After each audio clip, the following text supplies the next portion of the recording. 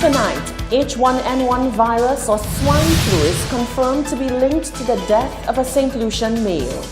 The H1N1 and other flu viruses cause mild illness in most persons who are at high risk for the disease, in particular persons with underlying medical conditions should take special precautions as they may develop more severe illness. Police say there is promising progress on the investigation into the killing of resident British national Bob Hathaway. And a parole system may soon be introduced for prison inmates, hoping to have them successfully reintegrated into society. The details of these stories and more are coming up. This is the Hot 7 Nightly News with Lovely and Amy Joseph. Good evening. It is Wednesday, the 10th of April, 2019. Welcome to the Hot 7 Nightly News. We're on Flow, Channel 117, Kiss FM 105.5 and 105.9, CaribbeanHotTV.com, and our free Caribbean Hot FM mobile app. I'm Lovely St. Amy Joseph. Thank you for joining us. The island's Ministry of Health has been able to confirm a link between H1N1 influenza, also known as swine flu, and a recent death on island. Last month, the Health Ministry informed that deaths in males who suffered flu-like symptoms were under investigation. While most people who contract H1N1 influenza may get only mild illness, more severe illness leading to shortness of breath, generalized weakness, vomiting, and/or diarrhea may occur, and people are being advised to seek medical care promptly if symptoms worsen.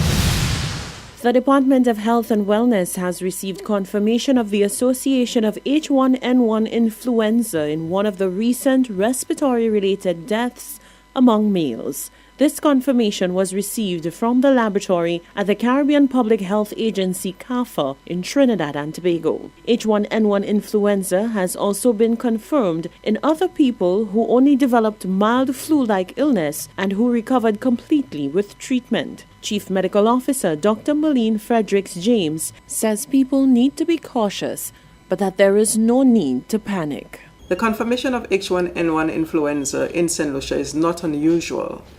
H1N1 influenza is the very same virus which caused the pandemic influenza in 2009. And since 2009, every year, we have been having a few cases of H1N1 influenza because it has become like a seasonal influenza. It appears every year. Persons would recall, though, that we indicated very early this year that we were noticing an unusual pattern in terms of flu situation in St. Lucia. Normally, our flu season is towards the end of the year, in the latter parts around November, December, thereabout. But this year, we had a very high number of flu cases in the earlier part of the year, which is unusual for this time of year. H1N1 influenza remains a concern due to the possible development of severe respiratory illness in high-risk groups such as the very young and old, people with underlying medical conditions such as uncontrolled diabetes, heart disease, kidney, liver and lung disease, cancers and other conditions. Pregnant women who contract the disease are also at higher risk for the development of severe complications. Persons who are ill with cough and cold and runny nose and fever should monitor themselves, and should persons worsen, developing shortness of breath, generalized body pains, any vomiting, diarrhea, or just feeling ill for a while. If this happens, we're advising persons that they should seek care early at our medical facilities. All of our health facilities, the health centers, the hospitals can provide care. The flu vaccine, which is available free of charge at all wellness centers, can be used to assist in flu prevention. Persons who, again, have underlying medical illness, the very young, the very old, pregnant women, and frontline workers like healthcare workers who have to deal with ill people every day, perhaps workers in the tourism industry and other workplaces where there's this frequent interaction with persons who may be ill. We would recommend this vaccine for persons because it significantly reduces your risk of developing flu-like illness. The Ministry of Health says people with flu symptoms should avoid crowded places in an effort to decrease the transmission to others. Respiratory viruses such as H1N1 are spread mainly by respiratory droplets when infected people cough or sneeze. Covering one's cough and frequent hand washing are ways of minimizing the spread of the flu virus. The flu virus can also survive on contaminated surfaces for up to 24 hours, so frequent hand washing is advised for everyone as it can protect from contracting the disease. A taxi driver who transported a female tourist who was allegedly assaulted by a local security guard says the local tourism sector needs an overhaul of workers. He says better trained personnel are needed across the board. Rochelle Gonzalez tells us more in this report. This was the scene which occurred on Sunday after a security guard at one of the island's majestic waterfalls allegedly struck a female tourist. The lady was taking a picture. And I said to the minister, well, take a chance when you go in, well, you take out the picture. Okay? So when they still come and they were taking the picture, that lady was paying already, and two of them were paying there. So he said to the lady, do not take no picture out front. She said it to the man. They said it to the man. Everybody. No, me not say it to the man first. I said to the man, take chance for when you go inside, you take out the picture. But secure, you're walking in a tourist place secure. And you hit the woman. We're all recording now. We're all taking pictures now. I'm gonna say you recorded it? No, we didn't even know what was gonna happen. Yeah, he just came out of the booth and hit the guest. It was really loud, like, don't take out pictures. I got the excitement outside of yes, because I told him, my mom, I would have come in there and I would have... See, now we're taking pictures. Yeah. I got the Russ, you supporting what me do there, Russ? We're taking pictures. It was you he slapped, right? It was you he slapped, right? On your arm, right here. Yes. We're gonna report him. Gassa, Russ, you're not supposed to do that. You walking in a tourist place. The people have a right to take You didn't say nothing. You supported him. You're wrong, Russ. You supported him. You're wrong, Russ. On Wednesday morning, Hot 7 News caught up with the taxi driver who was responsible for transporting the group of tourists on that day. Albert Phillip described the incident further.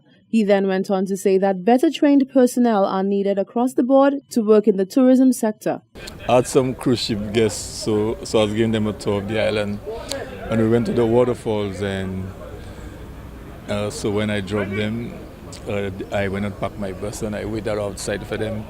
So while I was outside waiting, I heard that big commercial going on, and some of the guests came to me and they tell me a security in there just slapped one of the guests. So I went in to find out what's going on, and I saw the lady there. She was like, he just hit me for taking out photos and stuff like that. This could have been avoided, and I think, I find in the tourism industry, they have the wrong set of people. Some people that are just not supposed to be in that industry. And I speak taxi drivers, the hotels, security personnel. I have a lot of people that's not supposed to be in that industry. When presented with the issues on Tuesday, Prime Minister Alan Chasney said although he had not seen the video, people should be mindful of technology all around. We live in a very different era today with smartphones, and sometimes when we do things and we don't think it's being caught or that it's never going to be seen, it's going to be captured. I mean, there are thousands of incidences around the world where we've seen that. We have to find that balance. I mean, at the end of the day, tourism is a very big industry and you have to treat it as a business. We are inviting foreigners to our country, and therefore we are hosting them, and there's a certain amount of behavior that needs to be able to go with that. But at the same time, I've never been one that says that we need to do things specifically for tourists, right? That we need to be able to treat them with the same amount of respect that we treat each other. So I'm more concerned about improving the values of the country of St. Lucia in order that we can treat everybody equally. Albert Phillips said he was able to calm the alleged victim down and returned her safely to the ship in time for departure. Reporting for Hot 7 News, I'm Michelle Gonzalez. Thank you, Rochelle. The British tabloids have gone all out with sordid details and salacious reporting on the personal life of resident British national Bob Hathaway, who was killed here. But the police force says it remains steadfast in its investigation and it reviews the facts as they are uncovered. Hathaway, 66, was found dead inside his home at Piat Grand Riviere Grocery on Sunday, the 13th of January. ACP Wayne Shalry says progress is being made in the case and they may be on the verge of a break in the matter. The matter is still under investigation. We have some very optimistic leads that we need some assistance with, and that's as much as I can say on that. Questioned as to whether he has concerns about the international attention that the matter has received and the sensationalized headlines being written about the story, Shalry had this to say. We are concerned that somebody has died, a life has been taken away, and we are concerned about how that would affect life in St. Lucia generally. And we're going to investigate, and we are investigating, to the best of our ability. Hathaway hailed originally from Wiltshire in the United Kingdom. His death was the first homicide in St. Lucia for 2019. Crime prevention is a major priority for the government, as announced in the Governor General's throne speech on Tuesday. His Excellency Sir Neville Snack spoke of the government's plans to bolster the police force, enhance community policing, and to introduce a parole system. The throne speech, as delivered by His Excellency Sir Neville Snack, made a strong statement on the need for government to ensure that there is a holistic plan at play to address crime and foster a more peaceful and law-abiding society.